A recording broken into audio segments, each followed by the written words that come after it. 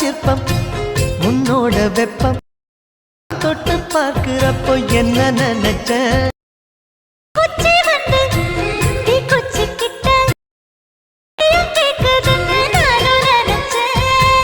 So guys welcome back மைடி சொல்ல இந்த வீடியோவில் என்ன பார்க்கலாம். நீங்கள் ப்ரிவியூவில் பார்த்த மாதிரி வேறு லெவலான வீடியோ எப்படி உங்கள் இமேஜ் எல்லாம் பிடிச்ச இமேஜ் வச்சு வேறு ரெடி பண்ணுறது அந்த வீடியோவில் பார்க்க போகிறோம். ஈஸ்டர்ன் ஸ்டெப்லேயே சொல்கிறேன்.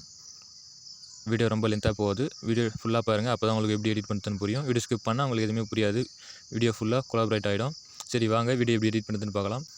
ஓகே, இந்த வீடியோ எடிட் பண்ணுறதுக்கான ப்ராஜெக்ட் ஃபைல் லிங்க்கு கீழே டிஸ்கிரிப்ஷன் கொடுத்துருக்கேன். புக் மார்க் ரெண்டும் ஒரு ப்ராஜெக்ட் ஃபைல் லிங்க் தான் இருக்குது. அது கிளிக் பண்ணி இம்போர்ட் பண்ணிங்க. இம்போர்ட் பண்ணிட்ட பிறகு ஆப் ஓப்பன் பண்ண மாதிரி தான் இருக்கும். அது கீழே ப்ராஜெக்ட் இருக்கும், அது மாதிரி கிளிக் பண்ணுங்கள். கிளிக் பண்ணால் இம்போர்ட் பண்ண ஃபைல் இருக்கும், அது மேலே கிளிக் பண்ணுங்கள்.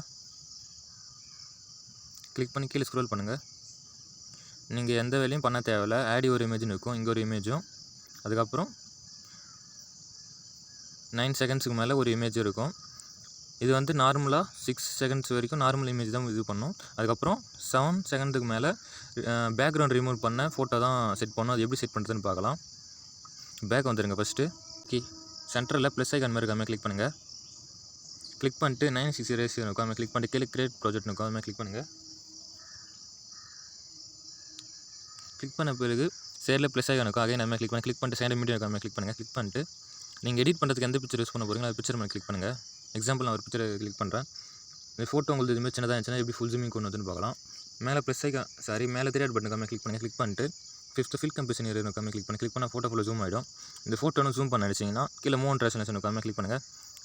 கிளிக் பண்ணிட்டு இங்கே தேட ஒரு ஐக்கான காமியாக கிளிக் பண்ணேன்னா ரைட் சைடு ஸ்க்ரோல் பண்ணால் ஜூம் ஆகும், லெஃப்ட் சைடு ஸ்க்ரோல் பண்ணால் ஃபோட்டோ சின்னதாகும். இதுமாதிரி கரெக்டான சைஸில் செட் பண்ணிடுங்க. செட் பண்ணிட்டு மேலே செட்டிங் மாதிரி பதில் ஏற மாதிரி மாதிரி கிளிக் பண்ணுங்கள்.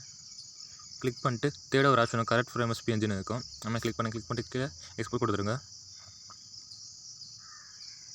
கொஞ்சம் லோடிங் ஆகிட்டு பிறகு இந்த ஃபோட்டோ எக்ஸ்போர்ட் ஆகும். அவ்வளோ தான், எக்ஸ்போர்ட் ஆகிடுச்சு. கீழே சேவ்னு கொடுத்துருங்க. சேவ்னு கொடுத்துட்டிங்கன்னா கேலரியில் சேவ் ஆகிடும். அடுத்தது க்ளோஸ் கொடுத்துருங்க. க்ளோஸ் கொடுத்துட்டு பேக் வந்துடுங்க. அடுத்தது ரிமூவ் பண்ண ஃபோட்டோ எப்படி செட் பண்ணுறதுன்னு பார்க்கலாம். அதுக்கு ஃபஸ்ட்டு பேக்ரவுண்ட் ரிமூவ் பண்ணணும். அது எப்படி ரிமூவ் பண்ணுறதுன்னு பார்க்கலாம். இதுக்கு தனியாக ஒரு ஆப்லாம் டவுன்லோட் பண்ண தேவையில்லை.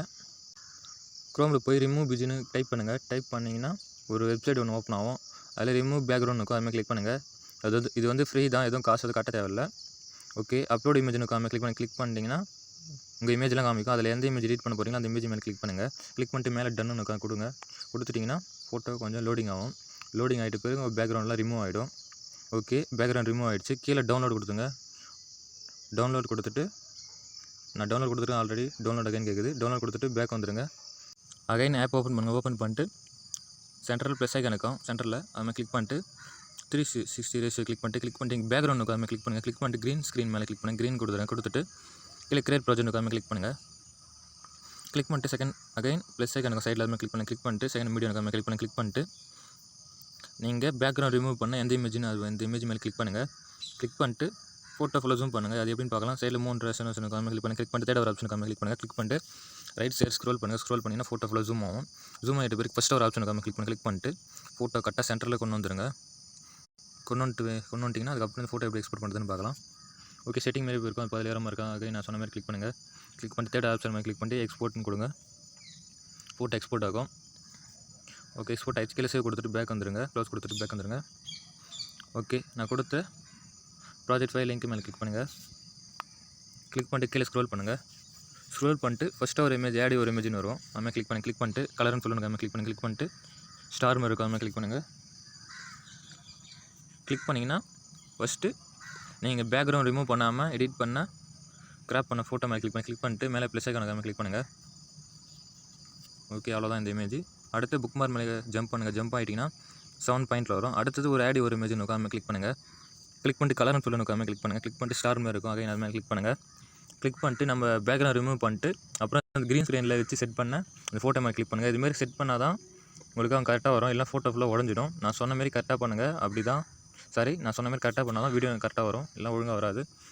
ஓகே, க்ரீன் ஸ்க்ரீன் மேலே கிளிக் பண்ண எடிட் பண்ண அந்த ஃபோட்டோ மேலே கிளிக் பண்ணிட்டு மேலே ப்ளஸ் ஐக்கானுக்காமல் கிளிக் பண்ணுங்கள். கிளிக் பண்ணிட்டீங்கன்னா அவ்வளோதான். வேறு எதுவும் இல்லை எடிட் பண்ணுறதுக்கு. அவ்வளோதான், ஃபுல்லாக முடிஞ்சிச்சு. எஃபெக்ட் எல்லாம் நான் ஆல்ரெடி பேஸ்ட் பண்ணிட்டுக்கிறேன். ஓகே, அவ்வளோதான். இந்த வீடியோ எப்படி எக்ஸ்போர்ட் பண்ணுறது மேலே பார்க்கலாம். மேலே செட்டிங் இருக்குது, அது பார்த்து இருக்காமல் கிளிக் பண்ணுங்கள்.